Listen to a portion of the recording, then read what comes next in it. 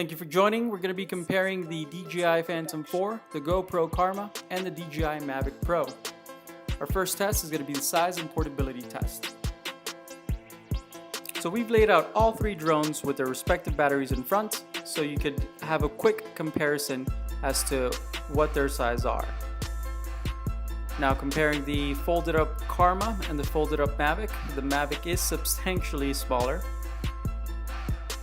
And the same goes for whenever you unfold it.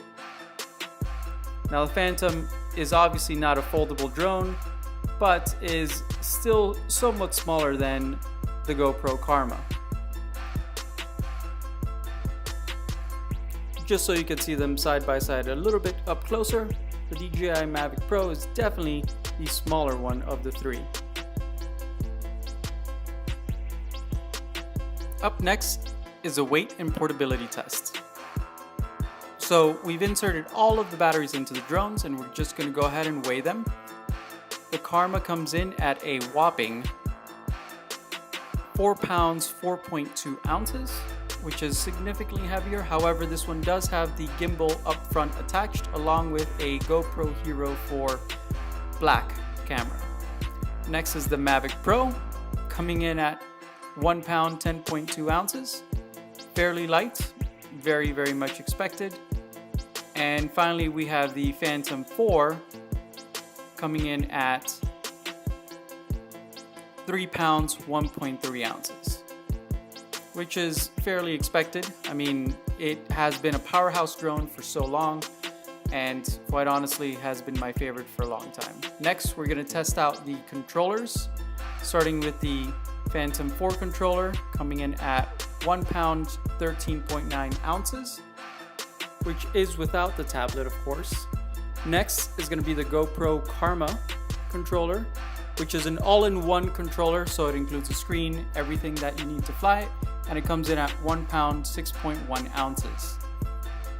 And finally, the Mavic Pro controller, coming in at 1 pound 1.1 ounces.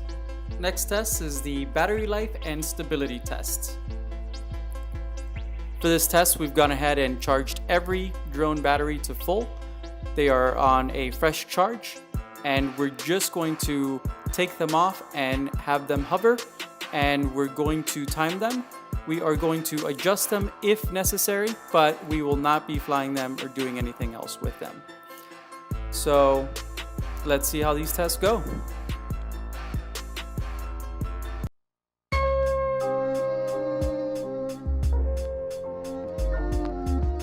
I did have to adjust the camera once because the Karma just kept flying out of camera range, and I also did have to adjust the Karma twice because it just kept going higher and higher and I wanted to bring it down lower.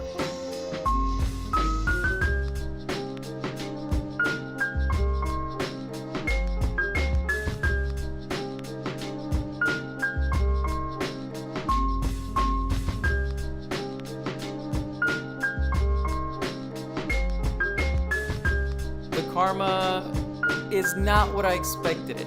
It is the heaviest out of all of them, and it does actually have a larger battery pack than the Mavic and Phantom 4, so I expected it to perform rather great.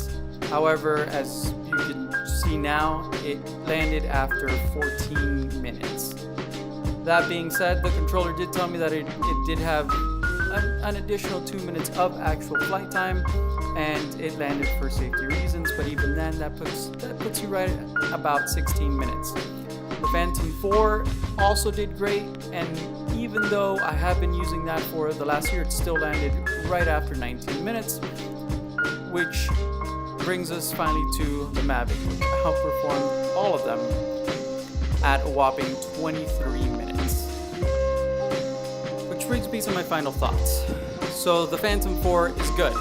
It's always been good. It's a good size, it's a good weight, it's proven, reliable, stable, and that battery life is at 19 minutes and 38 seconds, which is great.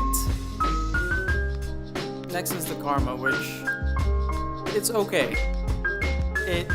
It's an okay size, it's the heaviest, it's not that stable, but it does include a case and an amazing gimbal.